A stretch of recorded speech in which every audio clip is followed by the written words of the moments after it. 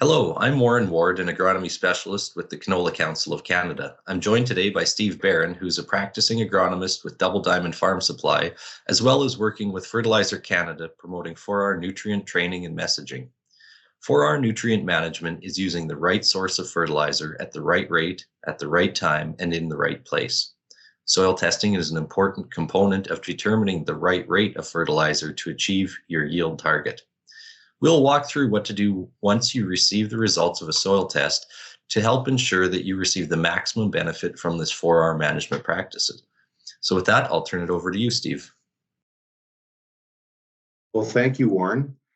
Appreciate the opportunity to speak with you today and everybody out there that's wanting to revisit or learn more about the importance of soil testing.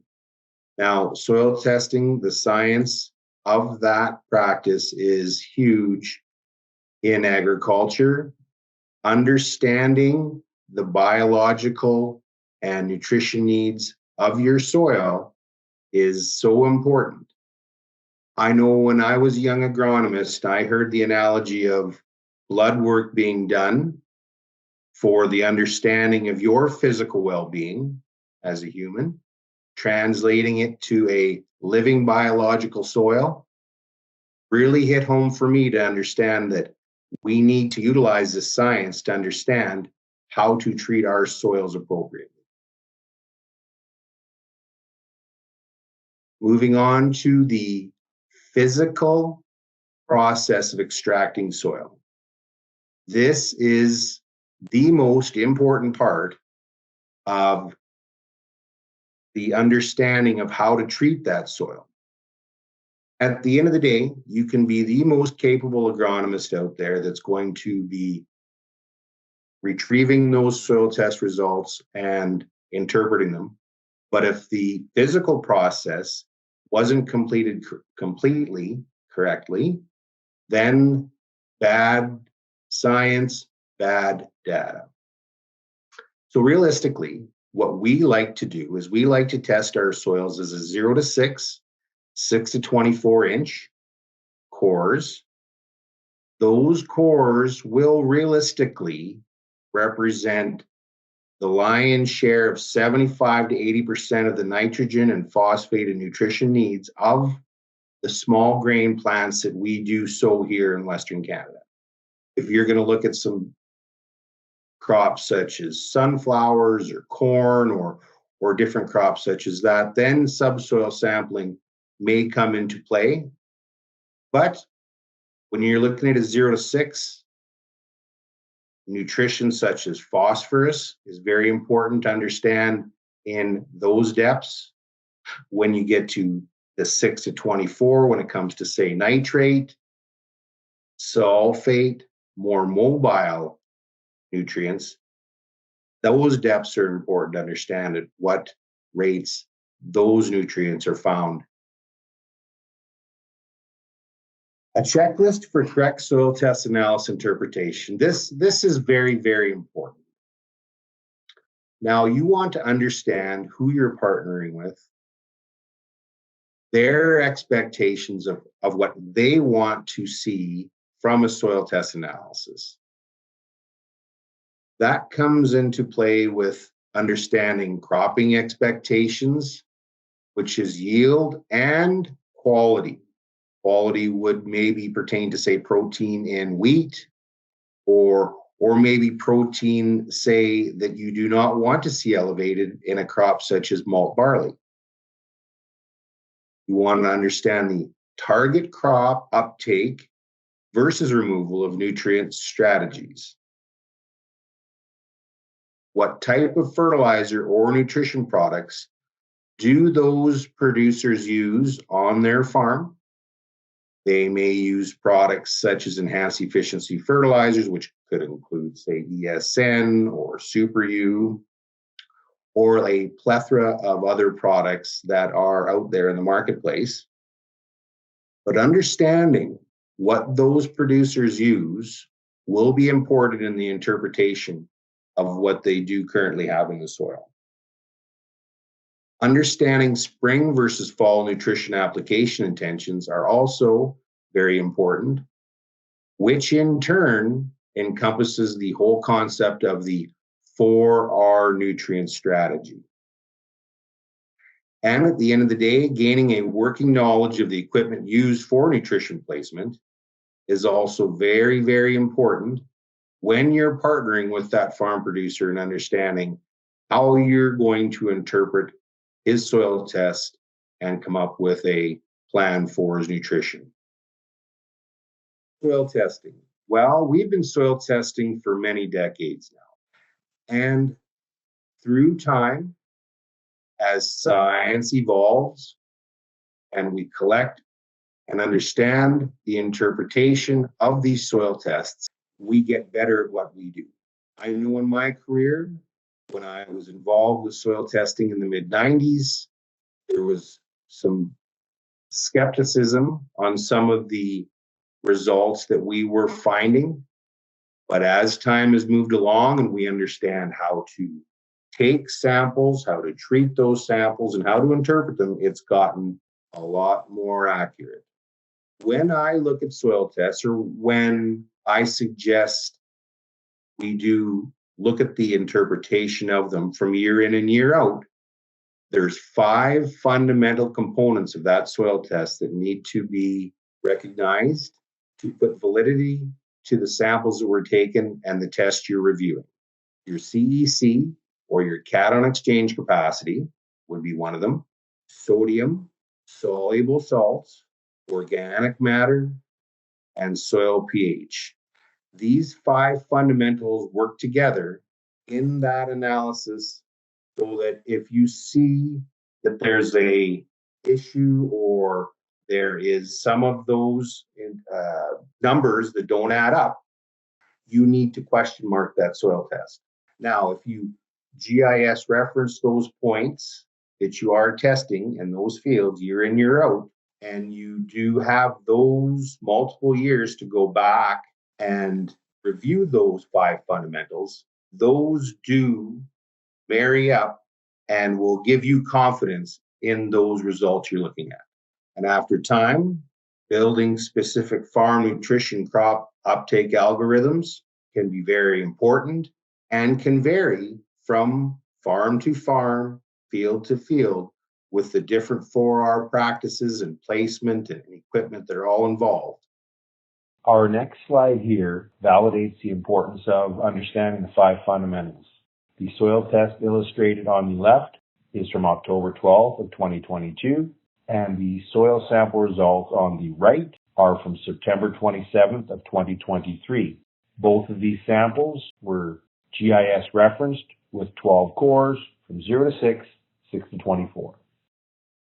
Speaking to the 5 fundamentals that need to be reviewed to put validity to these samples are demonstrated here. In the yellow, you'll see the CEC.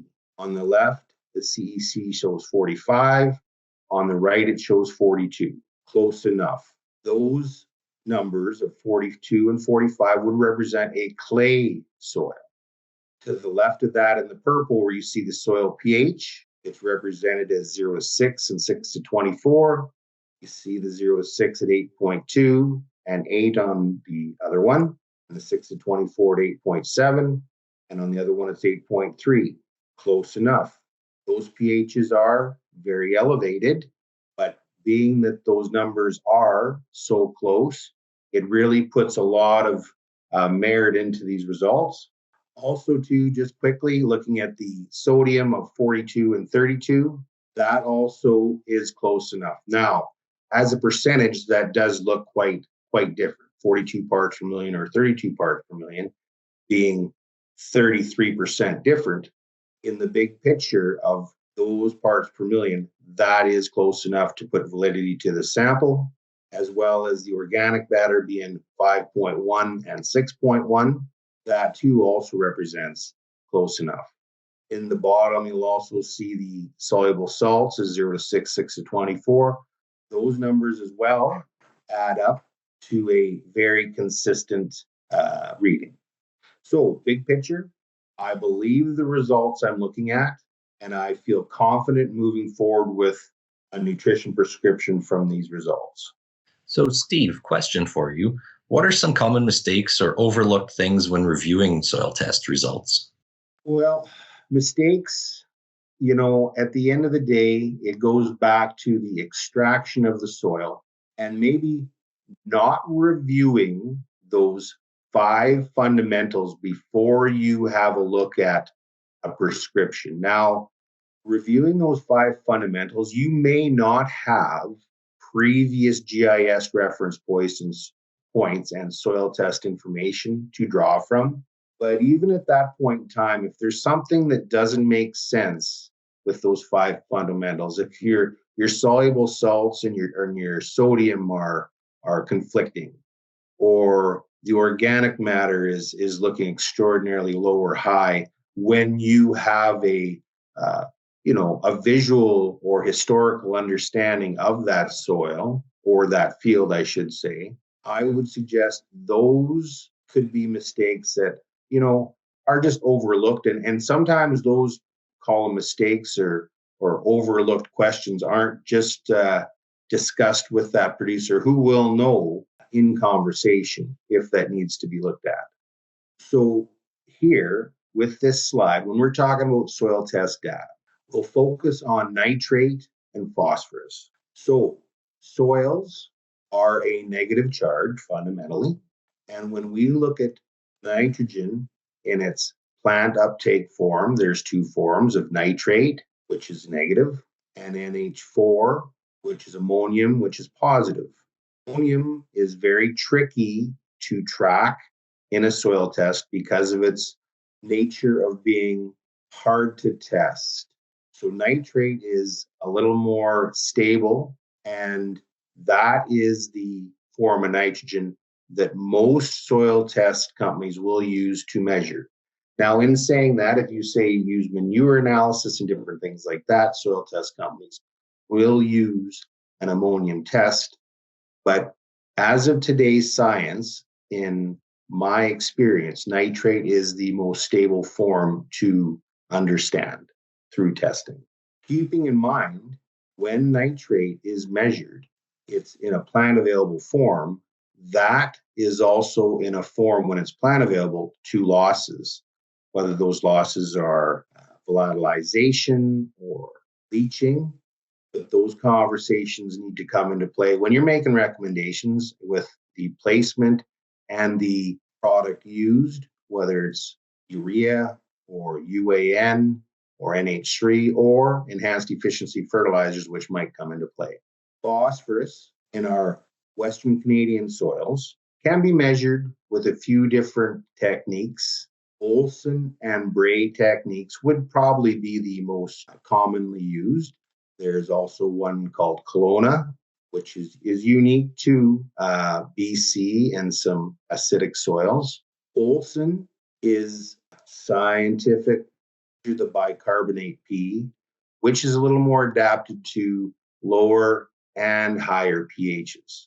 Some labs will use a Bray test, and those tests are more often done in very low pH soils. So, Steve, after reviewing the report, how would you make a recommendation or verify the lab's nutrient recommendation rates?